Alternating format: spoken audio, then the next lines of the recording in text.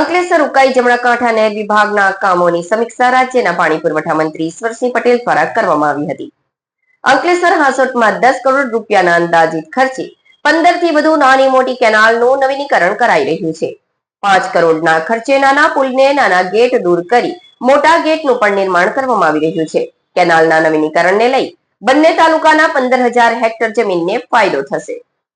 ઉકાઈ જમણાકાંઠા નહેર વિભાગ દ્વારા અંકલેશ્વર હાંસોટ અને કોસંબા ડિવિઝનમાં હાલ 35 દિવસ લીધેલા શટડાઉન દરમિયાન નાની મોટી 15 થી વધુ કેનાલનું નવીનીકરણ તેમજ નાના પુલ દૂર કરી નવા પુલ અને નાના ગેટને પહોળા કરવાની કામગીરી અંદાજિત 15 કરોડ ઉપરાંતના ખર્ચે કરવામાં આવી રહી છે.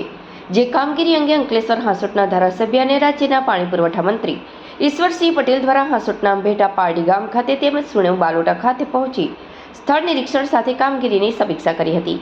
ઉકાઈ જમણાકાંઠા વિભાગના કાર્યપાલક ઇજનેર નમન બોરડા, સિદ્ધાર્થ પટેલ સહિત અધિકારીઓ ઉપસ્થિત રહી કામગીરી અંગે વાકેફ કરી કામગીરીની રૂપરેખા આપી હતી. આ પ્રસંગે તેમની સાથે પૂર્વ તાલુકા પંચાયત પ્રમુખ અરવિંદ પટેલ સહિત સ્થાનિક ખેડૂતો અને રાજકીય અગ્રણીઓ જોડાયા હતા.